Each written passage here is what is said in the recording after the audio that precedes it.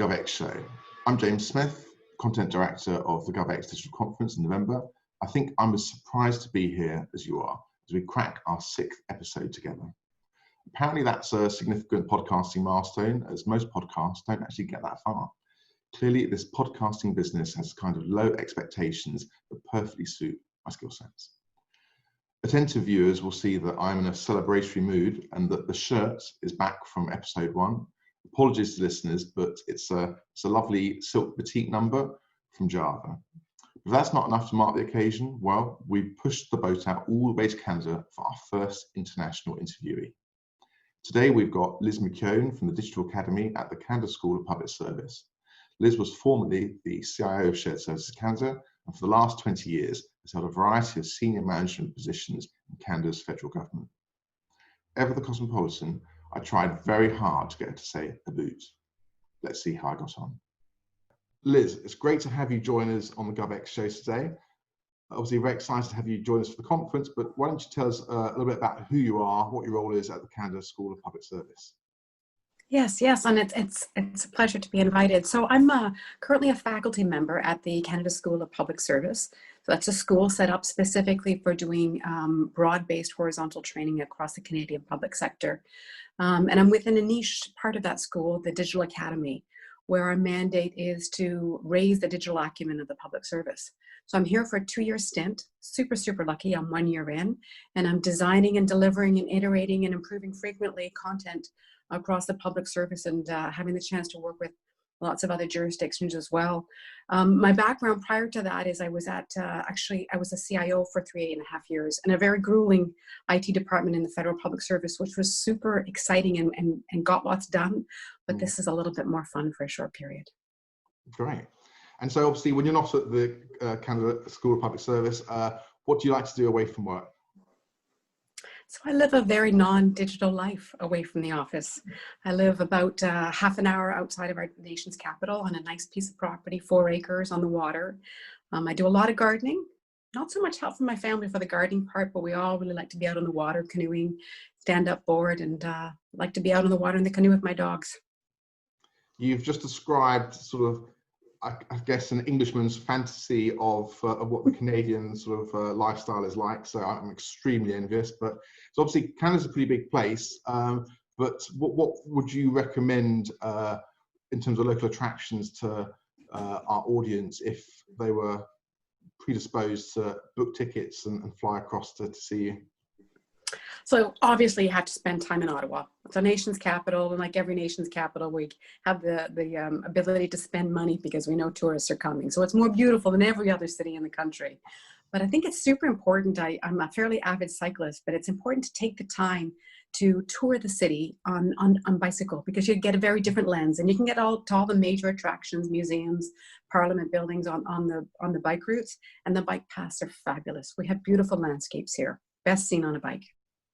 Great. Well, I'll make notes of that. So, I mean, you make a big, bold claim for Ottawa, because I've heard some people say that Vancouver is quite special in terms of beautiful cities. But what would be your anticipatory response to that? Vancouver is a gorgeous city, but it rains a lot. And I know maybe you're partial to a lot of rain, but here in Ottawa, no, we really aren't. We suffer it, but we're not particularly partial to it. So, okay, you've sold me on the benefits of Ottawa. Pretty like Vancouver, but without the rain. That sold it to me. Fantastic. So this year at the GovX Digital Conference, we're putting together our first, I guess, conference reading list. So this is where we're sort of trying to create a great reading list from all the various speakers and delegates, and sharing that with everyone, so that hopefully everyone can find something that's surprising and interesting. What was the last thing perhaps that you've read of professional interest that you recommend? I'm going to cheat on this one. I'm going to talk about 2 super quickly. One was that a colleague just shared with me a couple of days ago as we're working on a new leadership product. And it's a super short research report by MIT Sloan. And it's titled The New Leadership Playbook for the Digital Age. And it really dives into the leadership behaviors that are eroding, enduring, and emerging. And it's a great eye-opener on the things that we need to stop doing in order to become more relevant as a government. And then the second read, it's about 4 years old now, but I still think it's fabulous and I recommend it all the time, is I just love Weapons of Mass Destruction. by Kathy O'Neill. I have a degree in mathematics and computer science, so I love the math part, but she is so good at telling the stories about evaluating our data, our bias in data, and our algorithms. It's a super cool read. I've not come across that one. That does sound interesting. Oh. Great. Okay, definitely on my personal reading list. So how did you get where you are? How did you get started in your career in federal government? What brought you into the public sector? Yeah, it wasn't a direct path. I was a teacher, first of all, and then private sector leadership. And then ended up in 1999, my husband and I were working in the same company, just as we were going through a little bit of a tech bubble burst. And I was nervous about both of us losing our job being in the same company. So I decided to start looking for other work and just happened to land a job in the public service. And I was at the bottom of the list for the process. Processes to get into government are super painful here. And I was at the bottom of the list, but regardless, I got in, and 20 years later, I haven't looked back. It's been amazing. I've been surprised by the ease at which I was able to expand my experiences, try different approaches, but even influence change in the government. And although I don't feel like I'm a long-term public servant, there's so many opportunities still in the public service that I think I'm probably going to stay here till I retire. Fantastic. That's really heartening to hear. So I suppose, so when you joined, coming in from the private sector, what was the reality of your initial experience different to what you'd expected? It was, but I was lucky in that I was brought into a sales function in government, and sales functions don't normally exist in government. So it was bringing the private sector in where we were it was in a role where I had to set up relationships with other departments in order to convince them to use our telecommunication services. That's not important, but what's important is that it was a non-government role coming into government. So I was able to influence how government could assume that kind of a function. I was surprised by the pain, meaning the pain of bureaucracy, the pain of paperwork. I was disappointed by how that affected people's ability to be passionate about what they were doing. But then over time, I realized how you had pockets of innovation and passion, and how people actually worked against that in order to make it better. All in all, I think the public service is an amazing place to work. Well, as a friendly observer, I mean, I've been covering the work of digital government in particular for the last 20 years. So it's, some of those incredible journeys I've observed as an external party, but it's certainly kept me absorbed and fascinated. But what's also kept me pretty absorbed and fascinated, I suppose, is the roller coaster of a year that we've had to date. Obviously, it's thrown up its fair few challenges. How has it been for you and your team? How have you coped? And perhaps, what are some of the learning points been? For me personally, 2020 has been a pretty fabulous year, I have to say. My husband came home early from a 1.5-year gig in Germany. So all of a sudden we were family again, which was awesome. But I also have about 10 extra hours a week because without commuting to work. And it's time I've been able to give back to my physical health, my mental health, my family health, and to my employer. I would just love to see the statistics on how much more time people are working without commuting time. I think that's fascinating. I've seen sunrises and sunsets that I wouldn't normally have seen because I would have been commuting or at work. And that has had an effect on me personally, which I think has had an effect on everybody in our team at work as well. Our work team has always been a fairly dynamic and distributed team. We have about 1/3 to half of our members are outside of the National Capital Region. So we were used to working in a virtual manner. But what we did immediately is we started having meetings that were just for social gatherings in order to replace the water cooler discussions. And then we quickly got to the point where we realized that they were getting kind of awkward. We didn't actually want to be forcefully talking about our social interactions. So we backed off on that. And I feel like we're now back at the state we were at when we were in person, where we just naturally do a little bit of chit chat before we start our meetings or our discussions. And we do those social interactions naturally. I think the biggest shift that we've seen in the team is those that had a disadvantage previously, those that worked virtually before and had a disadvantage because they were always the one on the screen when everyone else was in the room. We've level set for them. And now we're able to see the incredible skills of those in our team who had to overcome so many obstacles on a regular basis. So it's very level setting. Do you think that it's posed a challenge for some personality types to for a sustained period of time to lack that physical face-to-face engagement with colleagues?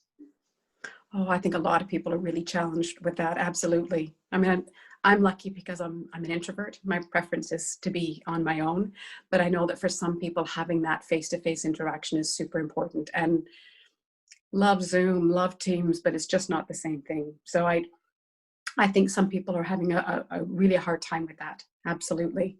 I think the mental health repercussions out of this shift in how we work will be around for a while. So we're looking ahead at GovX Digital. So you're going to be joining us to examine the impact of, I suppose, sort of heightened citizen expectations on the public sector's traditionally risk-averse culture. Why does that matter? So citizens' expectations are only increasing, and at a pace way faster than the public sector can evolve. Public sector doesn't evolve quickly generally, and citizen expectations are only rising exponentially. Even during the periods of like super rapid evolution in the public service that we've seen during COVID, we're still not fast enough. We still can't keep pace with citizen expectations. And it's important to understand what's at stake here, what's at risk. It's all about relevancy. So public service is here to serve citizens. And if our cultures are impeding our ability to do this and do this in a way that meets citizen expectations, then we're increasing the gap between what citizens expect and what government gives. And I don't want to be an alarmist, but this can result to an erosion of connectedness between government and its citizens. And that could be catastrophic. We're here to serve citizens. So I suppose from our point of view, the risk profile of government has obviously changed very dramatically. And I think that the long-term implications of that are still being worked through by government organisations. But what's your sense of whether the need to get things done urgently in response to sort of acute citizen need, how much of that urgency is going to sort of remain within the culture of the public sector as we move out of 2020 into the future? Well, that's our choice, right? That's what we have to decide as a public service. Are we going to let ourselves slide back to accepting, delivering mediocre services that don't meet citizen expectations? Or are we going to ride this bubble that we're in right now, where we have all of a sudden extraordinarily risen to the task and made rapid decisions, iterated and improved frequently, and delivered without knowing what the end game was? We were able to set aside that risk aversion for this period of the last 6-7 months. We have to figure out how we maintain that knee-jerk reaction to not go back to the way we delivered services. We don't have a choice. My sense here in the UK is that civil servants themselves are quite inspired, motivated by what's been achieved, and looking to hold on to these gains. This sort of broad-based awareness that we can get things done, and that there is a different way of working and a more iterative approach can deliver results quickly and at pace for citizens. So I'm sort of optimistic by nature, but I'm certainly hopeful that we will hold on to a lot of the learning points from 2020. We have to tell those stories. We have to capture those stories and that passion and that excitement that we hear across public servants, and continue to tell those stories within the public service so people remember what that feeling was and remember that feeling of empowerment so they can continue. So you're part of quite a large cohort of Canadians, something I'm calling the Canadian invasion, which I suppose are words that have never been heard before. So there's obviously a number of our audience here in the UK that's been looking forward to engaging with representatives from across the Canadian public sector. There's obviously a lot of things in common, but do you think there's anything, I suppose, distinctive about the Canadian public sector approach? I think I'm going to provide a really Canadian answer to this. So we're never first out the gate. That's not what we do. And I think that in the last 10 years within the Canadian Federal Public Service, we've gotten even better at observing other jurisdictions and what they're doing and being second. being second so that we don't have to necessarily do that big investment, but can ride on the coattails of the best practices and the lessons learned. And we did a lot of watching with what happened with the healthcare system in the United States. And we actually built systems and organizations and governance within the Canadian public service to mirror what happened in the States, and even brought some of those really incredibly smart people to Canada to lead those programs. And I think the biggest change we've seen in the last few years is that we've continued that, but within Canada. So I see that we've got a lot more cross-jurisdictional activity happening in Canada as well, where we've got federal, municipal, and provincial governments working much more closely than they ever used to, and not necessarily in a top-down approach, meaning the feds did this and the provinces are going to accept it, but figuring out which jurisdiction is first to market and then the other jurisdictions leveraging it. And I think it's almost become like our niche, where we've realized that we're never going to have the capacity. We're never going to have the money or the people or the intelligence in order to do it all ourselves first. And it's always better if we leverage the others anyway. When you said you were going to give me a typically Canadian response, I was rather hoping there was going to be a boot in there somewhere, but sadly not. But obviously talking about the learnings across jurisdiction, I mean, that's obviously the beauty of local, regional, provincial government as you have in Canada, the opportunity to sort of see experimentation in different locations and see what works, and hopefully sort of graft some of those ideas onto what's being done elsewhere in the public sector. And likewise, I suppose the role of GovX Digital as a conference is to try and sort of do that at scale internationally. So, I mean, how important do you think it is to maintain dialogue between jurisdictions? So, as I mentioned just a minute ago, none of our organizations have the capacity to replicate or redo what others have done. None of us have the breadth of scope or experience that other jurisdictions bring to the table. All of our jurisdictions are better if those around us are strengthened and modernized. And all of our jurisdictions run complex programs that cross jurisdictions. So how important is it? It's critical. It's absolutely essential to maintain interjurisdictional dialogue, exchange, sharing, and open work. Our relevancy depends on it. So I mentioned that a number of our speakers and delegates I've been speaking to are quite looking forward to the fact that there is this Canadian invasion. What in response, what are you looking to get out of engaging with, obviously, so many of your international peers, but also the UK public sector at the conference?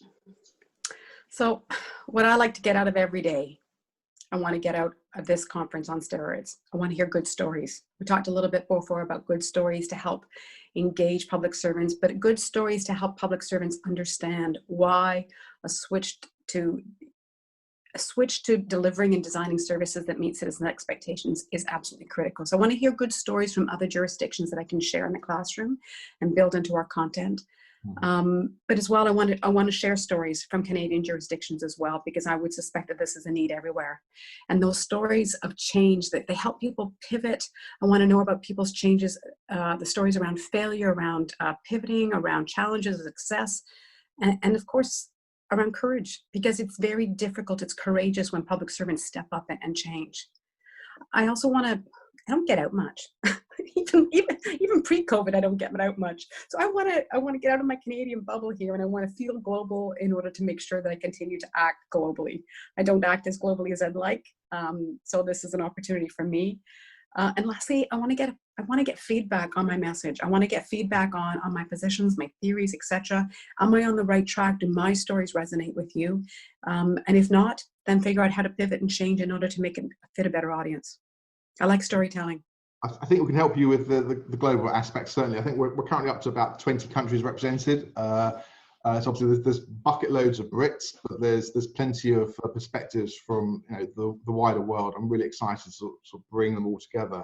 You get enough clever people who feel passionate about something together, and amazing things happen, right? But so certainly looking forward to that. And I think when it comes to the storytelling side of things, I suppose our combination of sort of presentations, but obviously bringing all the presenters together for a series of panel discussions, hopefully that allows you to both have that storytelling and get access to the stories of your fellow speakers, but also allows you the opportunity to then follow up and sort of ask questions, as well as respond by sharing more stories of your own? Excellent. Stories hit home with students. Great stuff. So I suppose, what's a lesson that you've learned in your career that you wish you'd known earlier in your career? So I do a lot of mentoring, and oftentimes mentees ask, should I take this opportunity? Should I take this shift? Should I do this switch in my career? And the advice that I give is, don't sweat it, man. If it feels right, do it. Do it, because we only build our experience. We need to build a really broad portfolio of experiences across many, many domains. And over time, after you've built that broad portfolio, you're going to be able to then start choosing the position that you want, the career path that you want, the job that you want. But that's only by exploring and doing the fun stuff. Don't agonize about the changes. If you see something that's out there in front of you and it looks like something that would interest you, that you could learn from, that you could go from, do it. Don't worry about that singular career path, because you don't know that career path when you're young. And you shouldn't know it. You shouldn't assume that you know where you're going to want to be 20, 30 years down the road. I think that, as we move forwards, I mean, that sort of linear career progression, I think it's sort of a very outdated, outmoded concept anyway. I think that, one of the glories of the public sector is the ability to branch out into different domains. I think that increasingly that's where it's at in terms of people's ability to stretch and realize themselves. Absolutely. This job and my last job, they were my dream jobs. And I would never 20 years ago have been able to foresee that I would have had this dream job, or even that this dream job existed. Fantastic. Well, so obviously it's been great having you on, sharing your thoughts with our audience. Really excited to having you join us, obviously, for GovX Digital in November. And obviously you'll be presenting, but also sitting on our panel discussions. So looking forward to that. So thank you very much.